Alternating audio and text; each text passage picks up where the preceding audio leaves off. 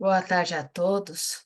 Sejam bem-vindos a essa sala da Sociedade Teosófica no Brasil, que já é conectada ao YouTube, no nosso canal, também da Sociedade Teosófica no Brasil. Convidamos a todos a estarem conosco para essa finalização, o último dia do segundo curso nacional de Introdução ao Pensamento Teosófico online. Estamos no módulo 8º, na segunda aula. E esse módulo leva o nome A Força Viva da Verdade. A aula 2, no tema O Trabalho Teosófico. O facilitador dessa noite é nosso irmão e atual presidente da Sociedade Teosófica no Brasil, Otávio Ernesto Marquezine, que já em sala eu peço para que então assuma e nos conduza a esta finalização desse curso que esteve conosco durante o ano de 2024. Boa noite, Otávio. Seja bem-vindo. Olá a todos, gratidão, Sandra, meus amigos, meus irmãos, bem-vindos para mais uma atividade da Sociedade Teosófica no Brasil, como foi anunciado, nessa tarde de sábado, 14 de dezembro de 2024, momento em que finalizamos o segundo curso nacional online de introdução ao pensamento teosófico. Tradicionalmente, a Sociedade Teosófica no Brasil, anualmente, oferece cursos de introdução ao pensamento teosófico. Desde que estamos realizando nossas atividades abertas aqui no YouTube, nós fizemos um primeiro curso no ano passado, 2023, e nesse ano de 2024 apresentamos novamente o curso, com dinâmicas algo diferentes em 2023 e 2024. Você que acompanhou ou que eventualmente está conhecendo algo da Sociedade Teosófica nesse momento, pode verificar que no ano de 2023 nós adotamos uma dinâmica e uma perspectiva da qual partimos da parte buscando tocar o todo. E nesse ano de 2024 viemos do todo à parte, ou dito em outras palavras, do uno ao múltiplo, enquanto no ano passado seguimos do múltiplo ao uno. Na literatura teosófica se diz que existe um caminho, um marga, chamado Pravrit, que é um caminho, um movimento da manifestação do universo. E disse que isso, quase como um círculo, tem um outro lado passível de ser percebido, que é o caminho de retorno, ou Nivrit Marga. Se diz que do uno ao múltiplo, do Pravrit Marga, um universo surge do invisível, do desconhecido, do vazio, do nada, daquilo que é incognoscível.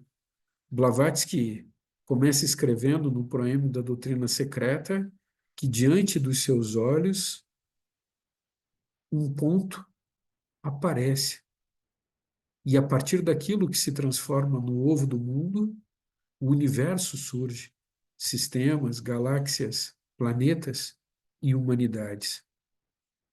De outro lado, quando nós chegamos na perspectiva daquilo que é o humano, uma transmissão do mistério nos é presenteada. E aquilo que é, numa perspectiva microcósmica, o todo do universo insetado no coração de cada um de nós, enquanto seres humanos, possibilita o início desse caminho de retorno.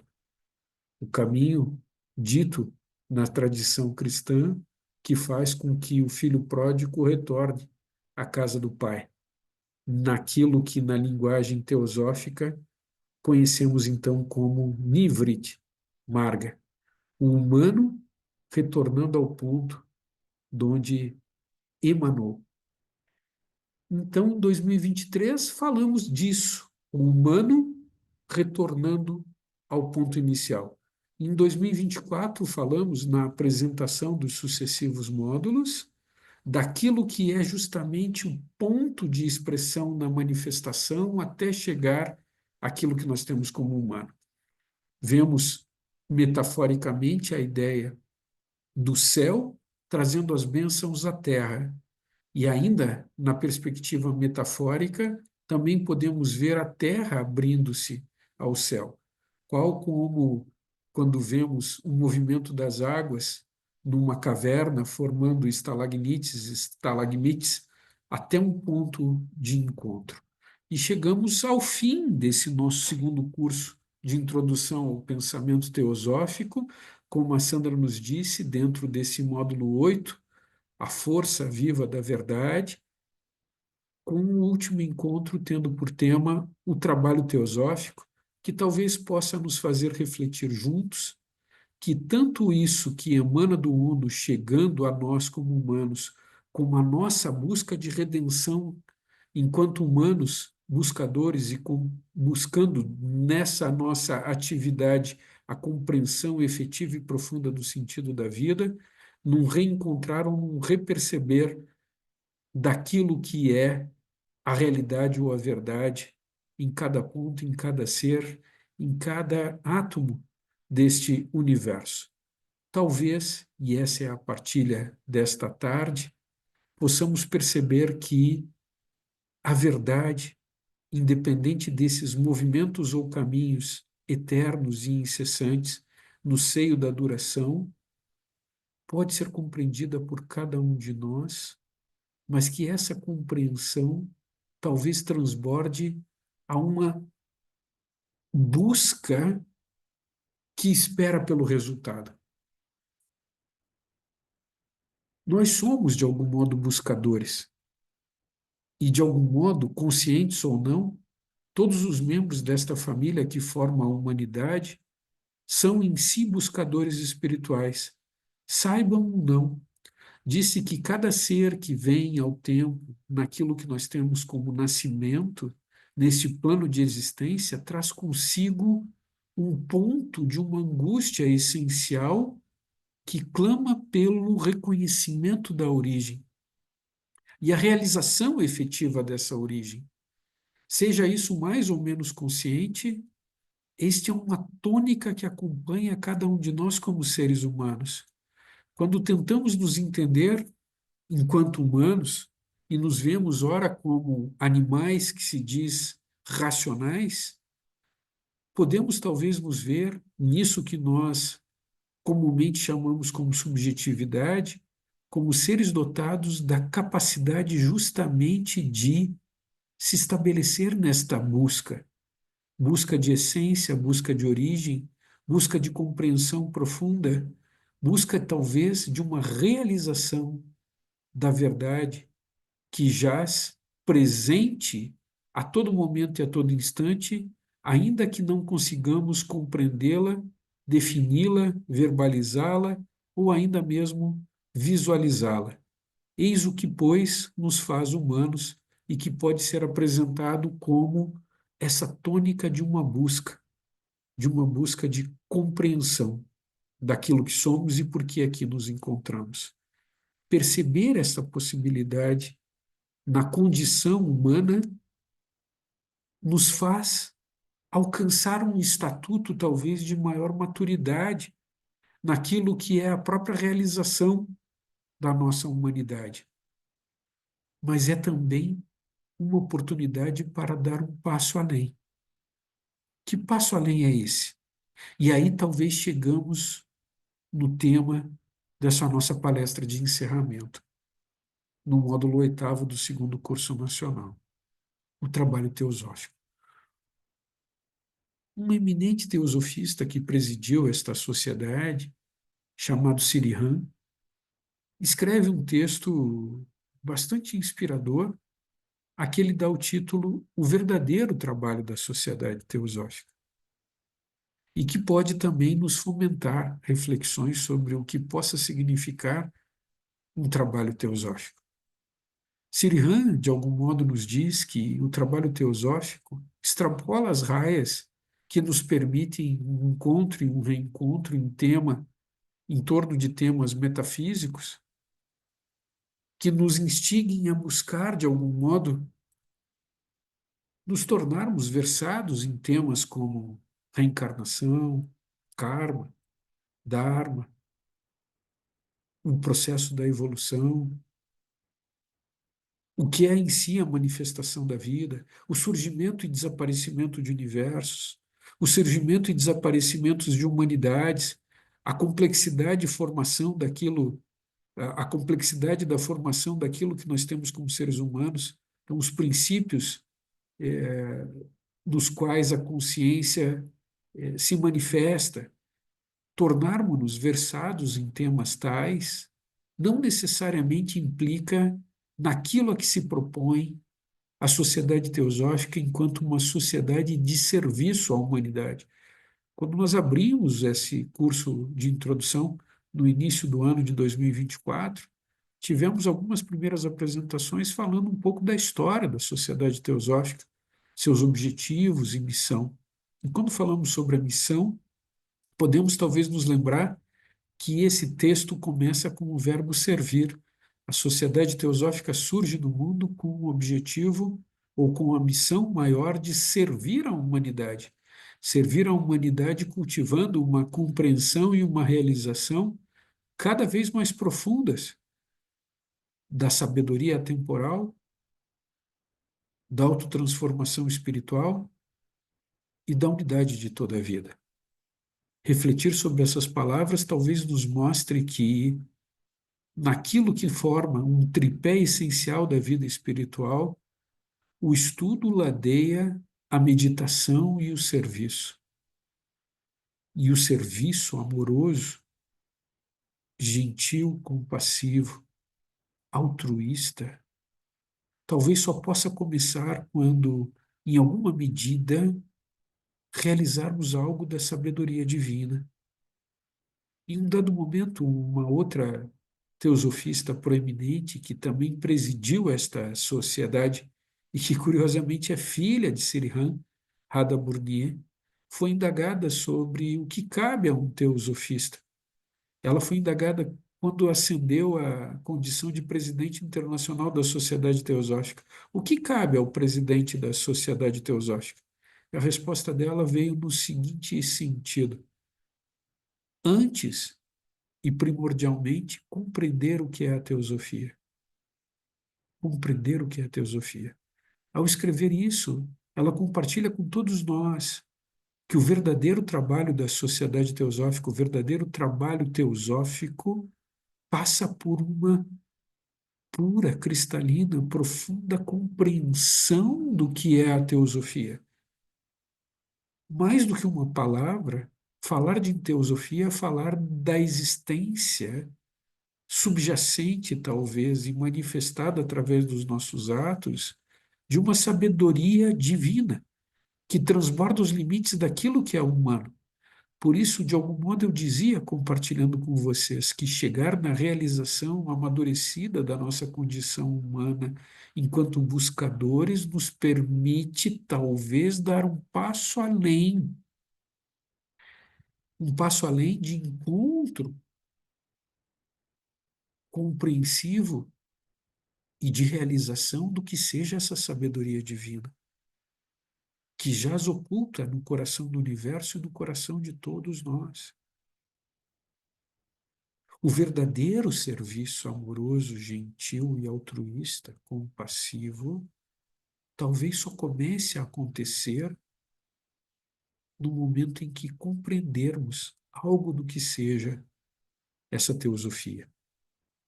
Falamos, e talvez isso seja já algo quase que banal, que a palavra teosofia, advinda do grego, é formada por dois vocábulos: theos, divino, e sofia, sabedoria. Falar do divino e falar da sabedoria não significa necessariamente vivenciá-la, talvez nem mesmo compreendê-la. A compreensão da sabedoria transformadora e talvez libertadora se dá na medida em que nos entregamos profundamente àquilo que é a essência invisível do que nós somos, para além do que imaginamos ou buscamos ser. Uma máxima ocultista nos diz: tornai-vos o que já sois. E eu gostaria de enlaçar isso com a ideia dessas dinâmicas dos nossos cursos. O universo do desconhecido fazendo-se conhecido e chegando do uno ao humano. Uma força que emana metaforicamente dos céus, qual como um forrá ou um relâmpago que ilumina o clarão das trevas e acende aquilo que é o fogo da sabedoria como um potencial divino na Terra. Esse é um ponto da transmissão divina dos mistérios que emanam daquilo que está para além do reino dos deuses, do desconhecido, do absoluto, até o humano. E o outro lado da mesma moeda, o humano buscador tentando chegar na realização daquilo que está além dos nossos sentidos e do nosso querer pessoal. Buscando, buscando, buscando, buscando tocar o divino e o coração do universo. E a partir desse coração do universo, o completo desconhecido, que nada há. Uma força emanando de lá, uma força reverberando de cá, e no humano o encontro da possibilidade de ir além da própria busca, encontrando profundamente a si mesmo, e a partir desse encontro em que nada se é, permitir-se que o brilho da sabedoria que liberta possa se irradiar através daquele que sabe que pode.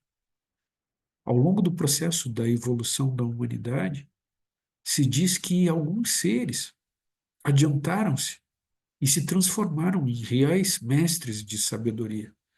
E que, apesar de terem uma possibilidade de seguirem singrando neste oceano da unidade da vida para etapas evolutivas ainda muito mais elevadas e incompreensíveis para a etapa na qual nós nos encontramos enquanto seres humanos, abdicam da possibilidade de seguir evoluindo e permanecem junto à humanidade, nos inspirando e, de algum modo, nos auxiliando em silêncio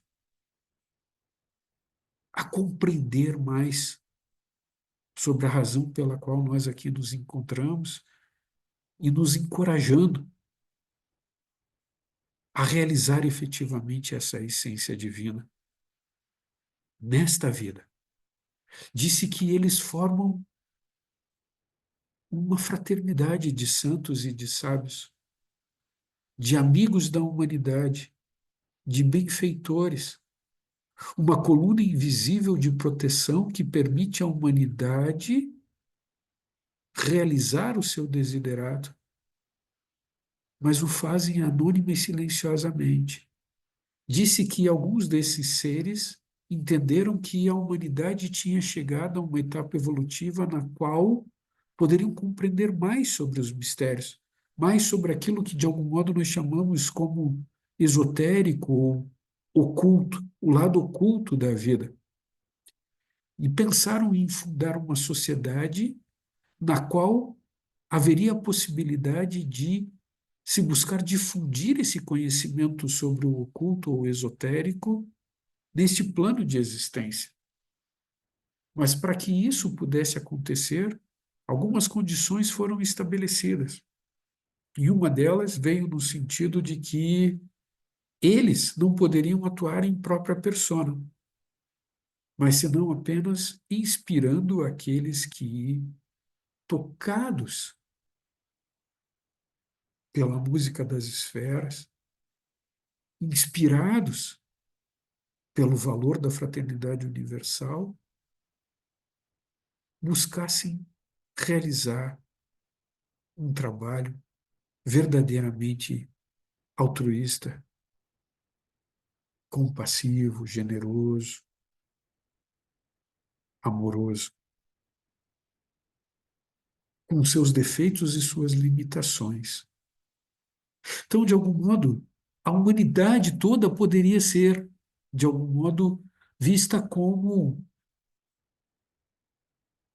um conjunto de teosofistas ou de buscadores espirituais. Os membros da sociedade teosófica não são melhores ou piores do que qualquer outra pessoa que forme esta família humana. Mas, em alguma medida, quando buscam realizar um trabalho teosófico através da sociedade que foi fundada para ser um canal de expressão do serviço daqueles seres à humanidade, eles se alocaram numa condição de buscar ajudar a consecução deste serviço. Tornar-se membro da sociedade teosófica significa ver-se honrado com a possibilidade de buscar servir a humanidade irradiando um conhecimento de teosofia. Não significa ser maior, menor, melhor, pior do que qualquer outra pessoa, mas significa o aceitar de um convite e desafio que no primeiro objetivo da sociedade teosófica surge com as palavras que nos concitam a formar um núcleo da fraternidade universal da humanidade, sem nenhum tipo de distinção, seja quanto à raça, seja quanto a gênero, seja quanto à condição social, seja quanto à origem ou qualquer outra circunstância que nos individualiza e singulariza. Um núcleo da fraternidade que é a possibilidade de se criar um espaço efetivo nesse plano de existência da realização de um serviço, de um trabalho teosófico. Existe um outro teósofo, artista, vencedor do Prêmio Nobel de Literatura indiano, que viveu no início do século XIX, Rabindranath Tagore, que dentre inúmeros poemas inspirados, nos lega e compartilha um que talvez indique uma síntese do processo evolutivo na condição da jornada da alma humana, em três momentos. Em três momentos. E quando nós falamos do terceiro momento, eu gostaria de fazer isso, os convidando a refletir sobre a terceira via, para além do movimento que emana do uno ao múltiplo e para além do movimento que retorna do múltiplo ao uno. Escreve Tagore, não exatamente com essas palavras, mas com esta ideia. Eu dormi e sonhei que a vida era alegria. Eu acordei e percebi que a vida é trabalho. Eu trabalhei e descobri que o trabalho é alegria. Na nossa infância, nós recebemos do Uno a transmissão dos mistérios e nos vemos tomados por uma inocência, por uma ingenuidade, maravilhados diante de tudo o que há no mundo. E sonhamos, de algum modo, com a alegria.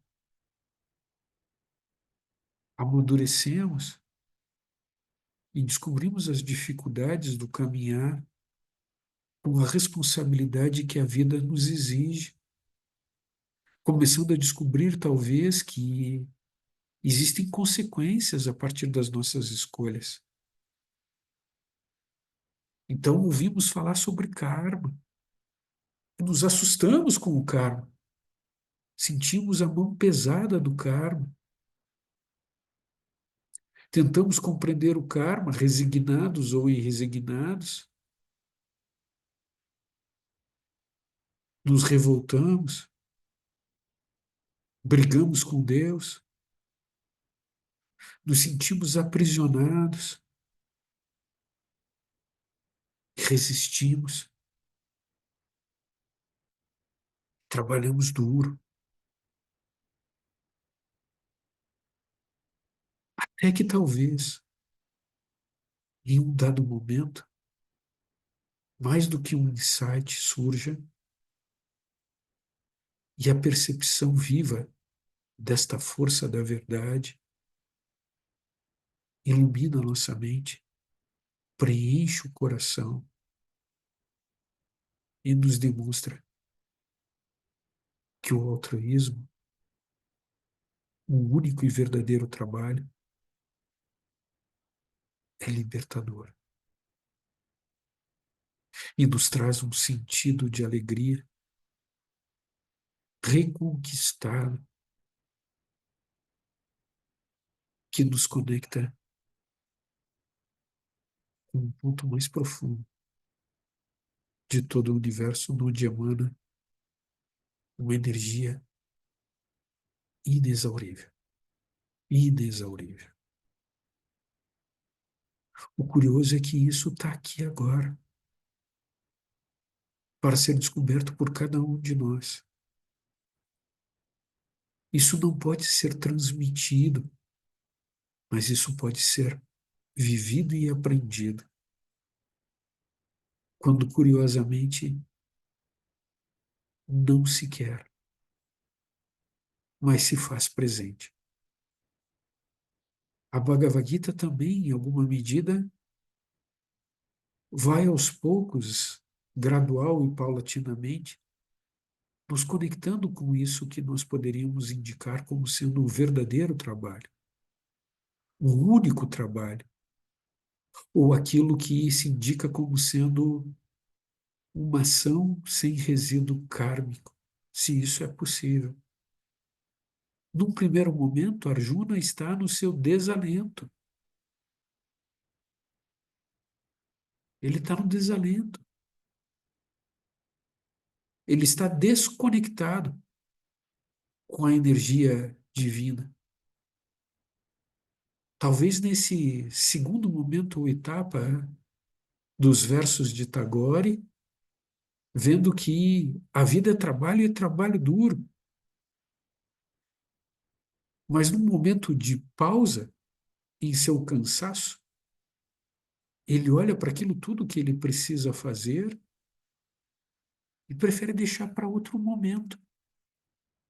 Isso está se comunicando com cada um de nós. Talvez prefiramos deixar para outra vida. E aí ele tem a fortuna de encontrar um mestre espiritual dentro de si. Krishna, ali simbolizado na Bhagavad Gita, que o diz: levanta, ó príncipe, inspira e descobre que o teu dever, ou o encontro com esse trabalho, o verdadeiro trabalho, é a única coisa que se tem a fazer. A gente pode talvez pensar que a única coisa que nós temos a fazer é conhecer a nós mesmos. Estamos buscando, buscando, buscando. Conhece-te a ti mesmo. Esse é o grande trabalho, o maior de todos os trabalhos. A razão pela qual aqui nos encontramos. Descobrir a verdade que liberta. Assim teria escrito o Mestre Jesus. Conhecereis a verdade e a verdade vos libertará. Nós estamos aqui em busca desta verdade libertadora. Luz do Caminho diz: olha para dentro. Descobre essa luz dentro de ti. Se não fores capaz de percebê-la dentro de ti, é inútil procurar fora. Mas quando encontrares dentro de você, percebe essa luz como um ponto dentro de todos os seres. Essencial no coração de todos os seres. Então, o grande trabalho é conhecer a nós mesmos. E Arjuna tem essa possibilidade no momento em que relembra, saindo da sua torpeza, da sua inércia,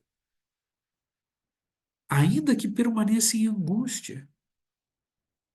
Ele escuta a voz divina, ele escuta a voz do silêncio, ele escuta a voz do Mestre. Ele escuta esse chamado para a vida, que é um chamado para o trabalho verdadeiro. E escuta, nesse caso, Krishna dizendo: levanta, príncipe, e adentra no campo de batalha. E aí ele começa a entender algo sobre o karma. E ele descobre que existe um karma por agir e por não agir, por fazer e por não fazer. Existe um karma que nos presenteia meritoriamente, existe um karma que, de algum modo, sem mérito, traz tristeza e sofrimento. Os ensinamentos do Senhor Buda, no Dhammapada, nos indicam que produzir o mal trará sofrimento de um modo inexorável, como a roda do carro segue a pata do boi que a puxa. E ele, de algum modo, também nos diz que fazer o bem nos trará alegrias e um contentamento temporal, como a sombra que segue o corpo que recebe a projeção da luz solar. Então, nós temos um karma, com e sem mérito, que nos mantém aprisionados. Estar nessa prisão não significa a possibilidade de dela escapar se a nossa motivação na realização das boas ações está focada no próprio alcance da libertação. Olhem que coisa paradoxal. Buscar a emancipação é algo necessário. Querê-la para si é algo que impede a sua efetivação.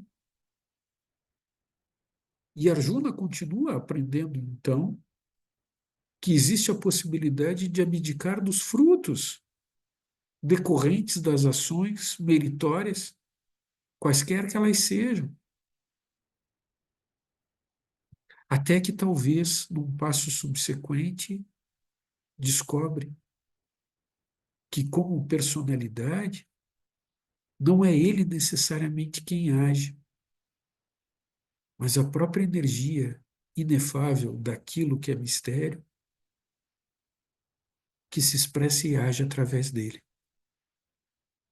Para aquele que nada quer, existe a possibilidade de tornar-se um receptáculo sem a perda da consciência ou da presença. Podemos adotar uma ou outra dessas palavras para a realização da verdade. Eu gosto de lembrar que no Sermão da Montanha, além de se falar desta verdade que liberta, nós de algum modo dizemos ou ouvimos: quem diz? Quem ouve? Quando as palavras são estas: naquele dia sabereis que eu estou no Pai, o Pai em mim e eu em vós. Simbolicamente, se falamos de a formação daquilo que chega ao humano e forja a alma, Atma Buddhi Manas, Buddhi, representado como sendo a expressão da energia crística, foca-se no Pai ou Atma e volta-se para a alma humana ou humanas. E aí nos diz: naquele dia sabereis, Buddhi, que eu estou no Pai, Atma. O Pai está em mim, Buddhi, a luz do Logos. E eu estou em vós, a alma humana, que é receptáculo para a ascensão ou retorno da segunda volta do Cristo, que liberta da ignorância, do sofrimento, da necessidade e abre as verdadeiras veredas de um trabalho altruístico, independente de conceitos, de quereres e de inclinações. Em Luz no Caminho, existe uma passagem que se diz que existe uma paz que segue a maior das tormentas. Depois de todo aquele vendaval, Arjuna no seu desalento, Fernando Pessoa falando das suas angústias, Fernando Pessoa, que é tradutor para o português de A Voz do Silêncio, com os seus interlocutores, escreve que vivia angustiado, mas que essa angústia exponencialmente cresceu quando teve contato com a literatura teosófica, que nos chega com um chamado à ação, um chamado ao serviço. É como Krishna chegando a Arjuna dizendo: levanta, príncipe, sai desse torpor, porque o teu dever é combater, é entrar nesse campo de batalha, é entrar no trabalho, mas não perceber o trabalho como um fardo, como um peso, como algo associado à nossa sobrevivência, mas sim como espaço de redenção para a expressão da essência divina através de cada um de nós. O absoluto se movimenta através de cada um de nós. Ele só pode chegar nesse plano de existência através daqueles que se abrem e permitem que isso ocorra. Esse é o campo da expressão humana. A possibilidade de exarar a manifestação do divino nesse plano de existência, da maneira mais plena, prístina possível e impessoal. Então, para além desta angústia, para além desse desconforto, para além dessa tormenta, para além desse cataclismo, existe um espaço de paz. O Mahatma, em Luz do Silêncio, em Luz do Caminho, me desculpe, escreve que, ainda que uma pessoa peça por milhares de anos, ela não será ouvida, porque ela pede com a mente.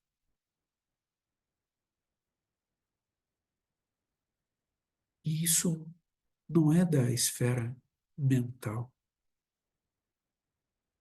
ela é búdica. Somente quando esta mente iluminada por Budi, os budistas falam de uma bodhicitta, somente quando a mente despida das necessidades do desejo e para além das vicissitudes kármicas do desejo, num espaço de silêncio, clama pela sabedoria, é que o mestre aparece e compartilha a sua paz. Se diz que quando o discípulo está pronto, o mestre aparece. E nesse momento, em Luz do Caminho, surgem as palavras: a minha paz eu vos dou. Todos os que pedem com a alma são atendidos. E descobrem que essa paz não é propriedade de quem quer que seja, mas é um estado de consciência que chega ao humano e é super-humano. Disse que o caminho começa e termina fora de nós. Nós estamos aí fadados, enquanto buscadores, a encontrar o caminho espiritual. Mas se diz que esse caminho começa e termina fora de nós. Ele, em alguma medida, começa na nossa natureza animal, kármica. Nesse momento em que Tagore escreve dizendo que está trabalhando e descobrindo que a vida nesse trabalho é sofrimento, é dor, é dificuldade. Nós estamos começando na ignorância, no erro, na ilusão, na necessidade, entre erros e acertos, descobrindo e fruindo o prazer e a dor, e percebendo a finitude, a morte, temendo Deus, temendo o desconhecido e tentando compreender o que é a vida. Curioso que quando a gente fala sobre vida e morte, se diz que a gente morre para aprender a viver e a gente vive para aprender a morrer. Mais do que um jogo de palavras, a gente está falando de dois lados da mesma realidade, uno e múltiplo. Aquilo em ti, Deus em vós, a natureza búdica, o Cristo dentro de cada um. Quando nada sou, esse gigante ilimitado,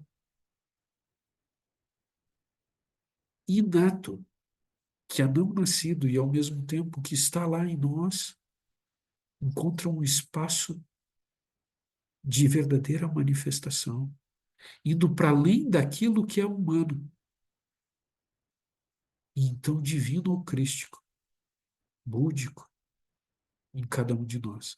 A gente tem esta passagem na linguagem teosófica antacarana a ser palmilhada, encontrada, destruída, se diz, porque as duas naturezas, a partir disso que as conecta, se transforma verdadeiramente em uma.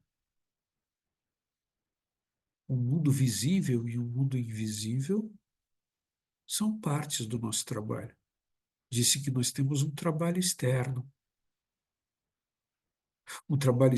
que nós reaprendemos a fazer, dignificando na veracidade tudo aquilo que nós fazemos.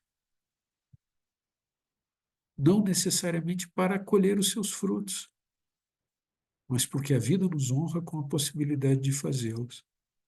E aí nós falamos talvez de relações sociais, relações profissionais, sobretudo relações familiares, com nossos pais, com nossos filhos, com nossos companheiros, com todos os nossos parentes, ampliando-se isso para toda a humanidade. Esses são nossos deveres primários. Viver a vida espiritual é, sobretudo, viver nossos deveres primários com excelência generosa e altruística. Curioso é que se diz que muitas das pessoas que se voltam à espiritualidade o fazem, talvez, por conta de uma expectativa, de alguma medida infantil, da possibilidade de encontrar um mundo de sonhos. Primeira parte da poesia de Tagore. Eu dormi e sonhei que a vida era alegria. Então nós imaginamos um mundo espiritual colorido, de felicidades indizíveis, e olhamos esse mundo de sofrimento e expiação, e por isso queremos sair daqui e chegar lá.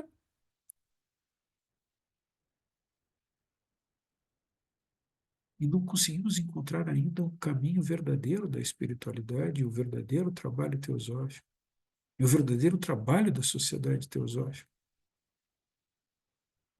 Por outro lado, talvez às vezes nos esquecemos do porvir, nos esquecemos da eternidade,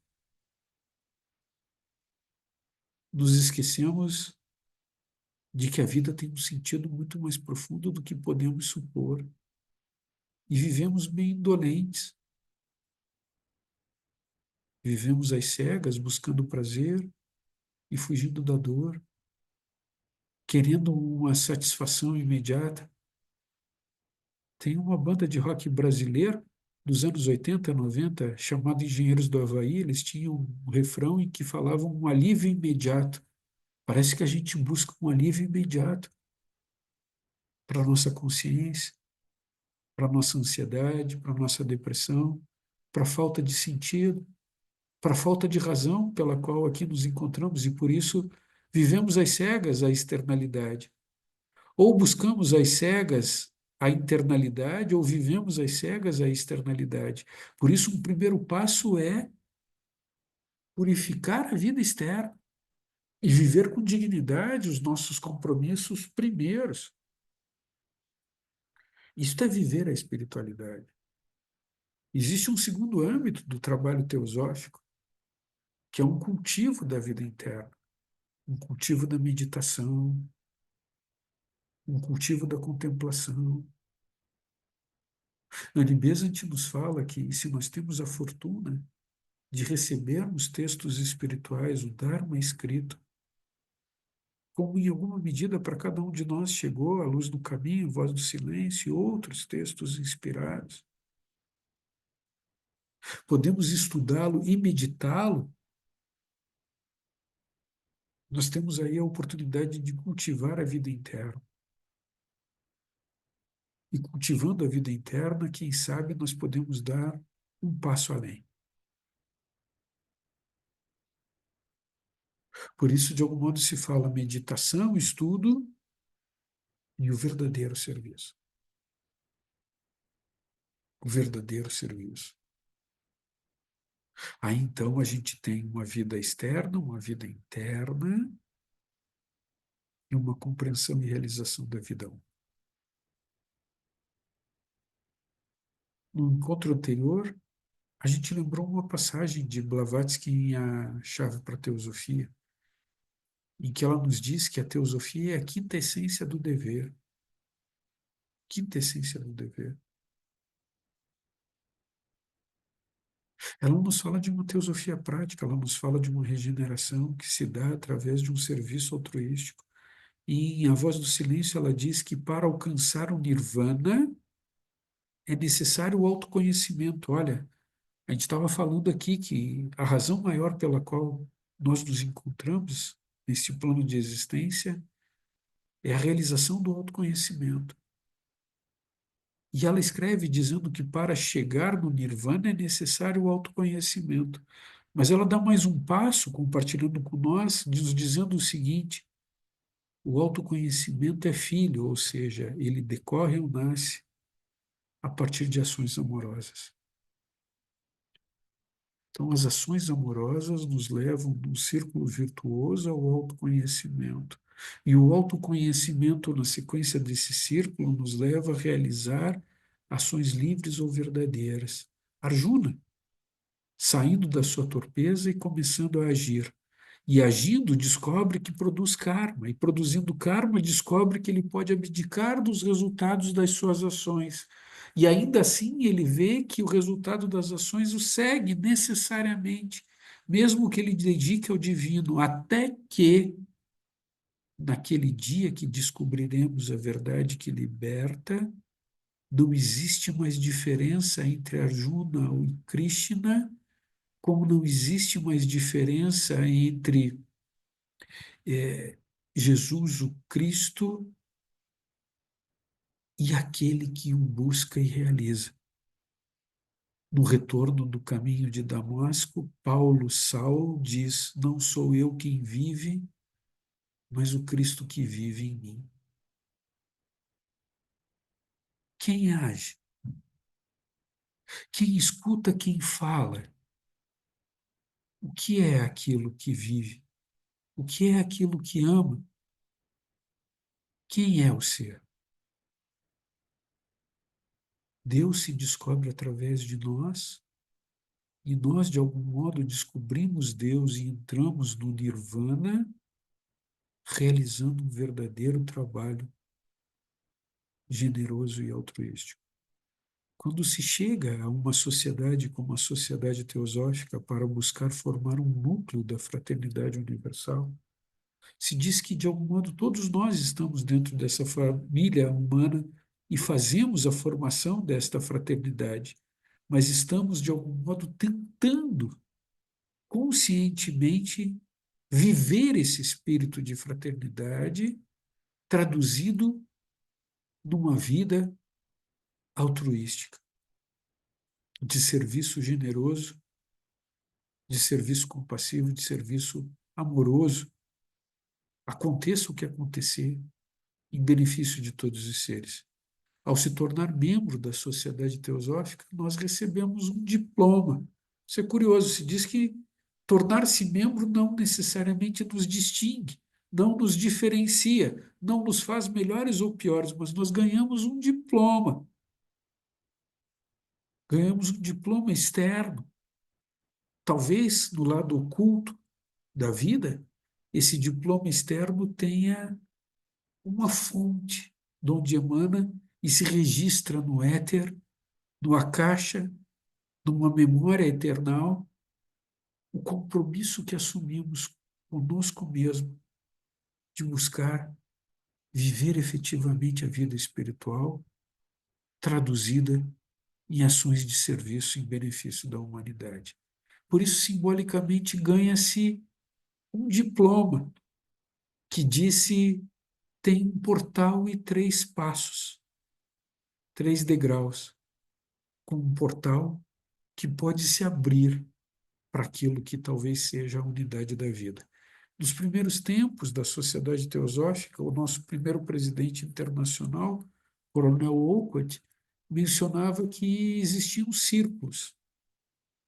Um círculo externo, um círculo intermediário e um círculo interno. De algum modo, ele mencionava que o círculo interno era formado por aqueles adeptos, por aqueles santos, por aqueles sábios, por aqueles mestres de sabedoria e seus discípulos, formando o próprio núcleo da fraternidade universal. Aliás, no diploma da Sociedade Teosófica, nós vemos as seguintes palavras àqueles que se filiam a esta sociedade e são recepcionados, então, com estas boas-vindas. A Sociedade Teosófica e Fraternidade Universal recebe, em meio aos seus quadros, fulano de tal, beltrano de tal, cicrano de tal. Uma sociedade teosófica e fraternidade universal. Coronel Olcott mencionava que existe um círculo interno, um círculo intermediário daqueles que estão buscando compreender e realizar esta verdade, e um círculo externo com os seus simpatizantes, aqueles que ouviram algo sobre o sentido profundo da vida, que não significa beneficiamento pessoal de que espécie o seja. Por isso, de algum modo, se diz: o que eu ganho quando eu entro na sociedade teosófica? Não existe um ganho. E existe talvez um maior dos ganhos. Não existe um ganho pessoal, mas existe uma possibilidade de se estabelecer, de algum modo, numa egrégora de contato e abertura com a sabedoria divina, com a teosofia, com esses que talvez sejam os verdadeiros fundadores desta sociedade, que buscam realizar um trabalho, que são verdadeiramente aqueles que agem, mas que só podem realizá-lo através daqueles que se colocam como auxiliares externos em meio às suas dificuldades e limitações. Então não se ganha nada, e se ganha a maior das gemas, a possibilidade de encontro do grau, ou desse cálice que tem a possibilidade de receber as águas santas da verdade. O lema da Sociedade Teosófica nos indica que não há religião superior à verdade, e que a verdade talvez seja algo que se alcança através de uma busca interna profunda e uma manifestação externa igualmente profunda. Eu volto novamente à luz do caminho e lembro da passagem em que se diz que esta luz que ilumina o mundo, quando é encontrada dentro de nós e simboliza que a senda foi encontrada, nos permite percebê-la em todos os seres e nos diz: entrarás na luz e não tocarás a chama. Talvez porque, percebendo-se nada ser, descobre-se que tu és aquilo e que entre tu e aquilo, aí é Rumi dizendo, não existe nem aquilo nem tu, senão apenas esta verdade emancipadora, redentora, libertadora, transformador,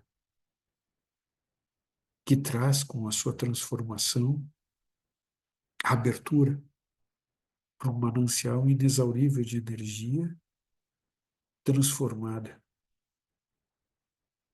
em serviço altruísta e generoso, verdadeiro, límpido e completo. Nós somos aprendizes da vida e aprendemos juntos, como amigos espirituais, formando uma comunidade. Nós aprendemos compartilhando experiências. Nós aprendemos juntos o sentido profundo do amor que nos une numa causa que é muito maior do que a soma de cada um de nós.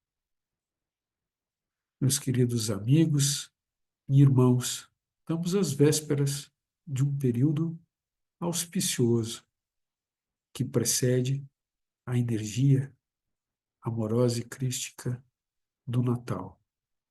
Que esse período do Natal possa chegar a cada um de nós, alimentando os nossos corações, iluminando as nossas mentes, nos fazendo perceber que muito mais do que metáfora ou crendice, a presença viva do Cristo no nosso coração e na nossa mente é símbolo efetivo e verdadeiro daquilo que nós somos. A essência de Deus num processo de construção, cuja concretização se dá a miúde e mais diretamente quando, não querendo nada para nós, buscamos fazer o nosso melhor agora.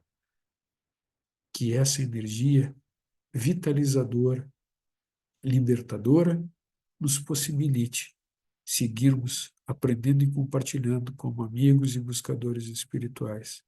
E muito mais do que isso, simbolize um convite para que a alma, o ser interno, seja presente na nossa existência e talvez, a seu tempo, também diga sim e coloque-se como um servidor da humanidade.